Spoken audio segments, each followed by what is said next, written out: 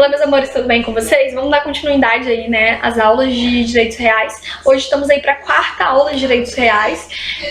Hoje nós vamos conversar mais um pouquinho sobre a posse, sobre a sua natureza jurídica, detenção e outras coisas, tá? Então vamos lá. Sobre a natureza jurídica de posse, gente, há divergência doutrinária, tá? Há divergência doutrinária. A posição aí que a gente tem adotado é no sentido de que a posse teria uma natureza jurídica híbrida. Híbrida no sentido de que seria uma mistura e estaria no meio, intermediária, entre direito pessoal e direito real. Porém, há uma parte da doutrina que vê a posse como direito pessoal e a outra parte que vê a posse como direito real, e eu preciso expor esses argumentos para vocês. A parte da doutrina que vê a posse como direito pessoal argumenta no sentido de que, primeiro, o artigo 1225 é um rol taxativo, e no rol do artigo 1225 você não vai encontrar a posse lá como direito real. Então, o primeiro argumento da parte da doutrina que diz que a posse seria um direito pessoal é que se o rol do artigo 1225 é um rol taxativo e lá no rol do artigo 1225, nos 3 incisos, a gente não encontra a posse, ela não seria um direito real, tá bem? E o outro argumento que essa parte da doutrina coloca é que o artigo 73, caput, lá do CPC, vai falar pra gente que todas as ações de direito real, né, ações de cunho real, precisam da vênia conjugal, ou seja, da outorga chora, da autorização do marido. Sempre que você vai ingressar com uma ação de direito real, você precisa da outorga chora, né, ou da vênia conjugal, enfim. E o parágrafo 2º desse artigo 73 do CPC vai dizer pra gente que no caso das ações possessórias, ou seja, as ações que versam sobre posse, dispensa, não precisa dessa vênia conjugal, dessa outorga chora. Então, o que essa doutrina entende? Essa parte da doutrina entende o seguinte: se para as ações possessórias que versam sobre a posse eu não preciso de vênia conjugal, e o artigo 73 caput diz que para as ações de direito real eu preciso de vênia conjugal, então o que significa isso? Significa que a posse não é direito real, porque se para as ações possessórias eu não preciso da vênia conjugal que é exigida para as ações reais, então quer dizer que a ação possessória não é ação real, então posse não é direito real. Então é esse o entendimento, é esse o raciocínio da parte da doutrina que defende que a posse é direito pessoal e não direito real, tá bem? Só que, por outro lado, há aquela parte da doutrina que defende que a posse seria sim direito real. Em que sentido? Quais são os argumentos dessa parte da doutrina? Os argumentos são os seguintes.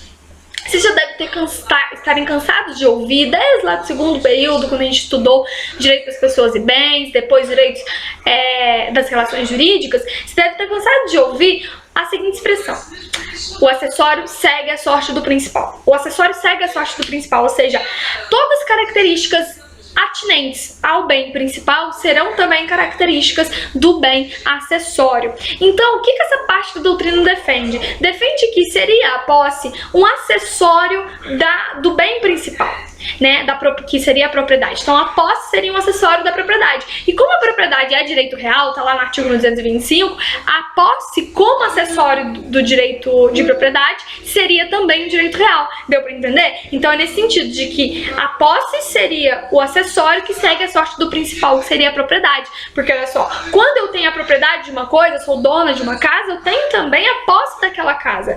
Então, a posse seguiria a sorte do bem principal, que seria a propriedade. Esse é um dos argumentos para essa parte da doutrina que vê a posse como direito real. Outros argumentos que eles adotam é que seria a posse um exercício também direto, que seria a posse oponivo erga omnes, ou seja, todos têm o dever, né, têm a obrigação de respeitar a minha posse, assim como o direito real também é erga omnes, ou direito de propriedade também é erga omnes, e também pela questão da topologia do código. Como assim? Essa parte da doutrina também defende o seguinte: a posse está sendo tratada no capítulo tinente dos direitos reais.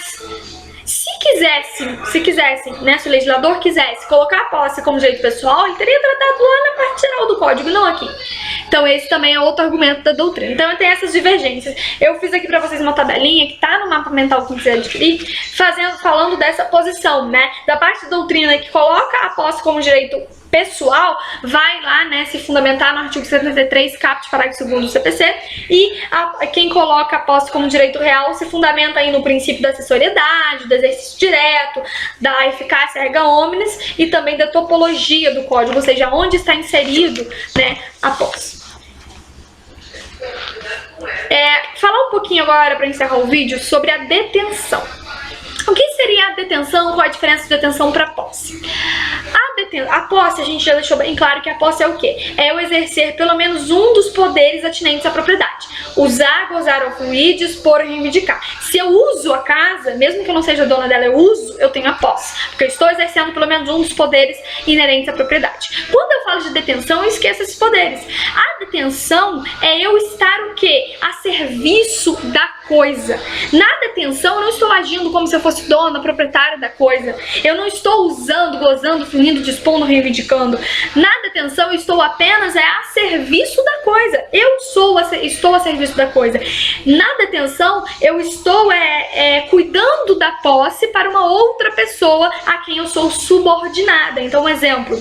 Eu sou motorista particular de João. O carro não é meu, o carro é do João. Enquanto eu estou andando com o carro do João, sendo motorista dele, eu estou cuidando da posse do João, porque eu estou cuidando do carro, que é posse do João, sendo subordinada ao João. Por quê? Porque as ordens do João eu vou ter que acatar. Se o João disser, pega o carro, vai na padaria buscar minha filha, eu vou ter que pegar o carro e ir na padaria buscar a filha dele. Se o João disser, pega o carro e vai na escola levar meu filho, eu vou ter que pegar o carro e ir na escola levar o filho dele. Por quê? Porque eu estou a serviço da posse. Eu não tenho autonomia nenhuma com a posse do veículo de João. Eu estou a serviço, eu estou sob a subordinação do João. Agora, uma observação. A partir do momento que eu deixo de seguir as ordens do proprietário, do possuidor, né, no caso do João, eu deixo de seguir as ordens dele, eu posso converter a minha detenção em posse. Quer ver um exemplo bem legal?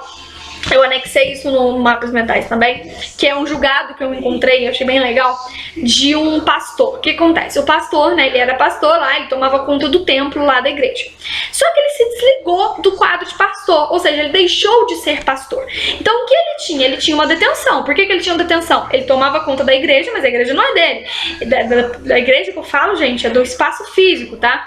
Do espaço físico ali da igreja, mas não era dele. Ele estava sobre as ordens do superior dele. Então o que mandassem ele fazer, ele tinha que fazer. A partir do momento que ele se desligou do quadro de pastores e continuou morando lá dentro do templo, né, ele pode ter a conversão da detenção em posse. Por quê? Porque ele deixou de seguir ordens. Agora ele está ali no templo agindo como se fosse dono, agindo como se fosse proprietário. Então ele deixa de ser detentor e passa a ser possuidor. Por quê? Porque agora ele tem um dos poderes inerentes à propriedade. Então essa é a diferença. Na posse, eu estou agindo como se eu fosse dona, tendo autonomia sobre a coisa. Na detenção, eu não tenho autonomia sobre a coisa. Na detenção, eu estou na subordinação. Eu estou recebendo ordens do real possuidor. Eu estou a serviço da coisa, tá bem? Essa é a diferença. E aí tem aí o artigo 1208 do Código Civil, que diz pra gente o seguinte: não induzem em posse os atos de mera permissão ou tolerância, assim como não autorizam a sua aquisição os atos violentos ou clandestinos, se não depois cessar a violência ou clandestinidade. O que ele tá querendo dizer é que, por exemplo, se eu tenho um espaço na minha casa onde eu tenho uma piscina, eu deixo os meus vizinhos entrarem no final de semana e usarem da piscina, eu estou fazendo apenas um ato de permissão. Eu não estou passando a posse da piscina para meus vizinhos. O que os meus vizinhos têm não é a posse, os meus vizinhos têm a detenção, porque a partir do momento que eu disser vão embora, eu não quero mais vocês aqui, acabou. Eu fiz apenas um ato de mera permissão. E aí no final ele fala ali, né, clandestino, se não depois cessar a violência ou clandestinidade. Significa o seguinte: se eu tenho aqui a minha casa, estou de boa na minha casa, chega o João, tenta tomar a casa de mim, me batendo, usando de violência, né, ou até mesmo clandestinidade, no sentido de que o João entra na minha casa e se esconde na minha casa, enquanto durar a violência ou enquanto durar essa clandestinidade do João, não tem que se falar em posse, ele não tem posse, tá? Agora, vamos supor que João entra na minha casa, começa a bater, brigar comigo pra querer a minha casa, e aí eu simplesmente saio da casa e deixo ele aqui dentro sozinho, aí a partir desse momento ele começou a ter a posse. Por quê? Porque acabou a violência e ele tá lá de boa lá. Agora, é claro que essa posse não é sem vício, né, gente? Lembra que a gente estudou posse justa e posse injusta? Nesse caso, a posse é injusta porque tem um vício ali, mas não deixa de ser posse, tá bem?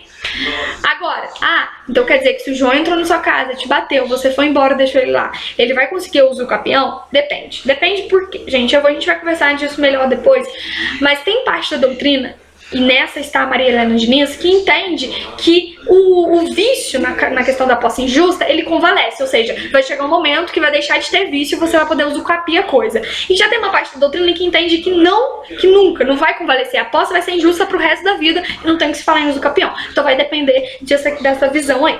Pra fechar, a súmula 619 do STJ diz que a ocupação indevida de bem público configura mera detenção de natureza precária, insuscetível de retenção ou indenização por sessões e benfeitorias. Tá querendo dizer o seguinte: bem público, a gente sabe que ninguém pode ser dono de bem público. Eu não posso simplesmente chegar numa praça, começar a morar na praça, dizer que ela é minha e fazer o que eu quiser, fazer benfeitorias, depois querer indenização, porque não tem como. Bens públicos, coisas públicas, é só detenção que eu consigo ter. Ou seja, eu tô ali, mas não vou ter direito nenhum sobre aquela coisa. Eu não posso usucapir, não posso pedir indenização por benfeitorias realizadas, nada disso, tá bem? Então, gente, a gente fecha por aqui, tá? No próximo vídeo a gente dá continuidade aí, classificação da posse e tudo mais, que eu não quero ficar fazendo vídeos muito longos, tá? Mas espero que tenha sido esclarecedor e qualquer dúvida nos comentários estão aqui pra isso. Um beijo e até o próximo vídeo.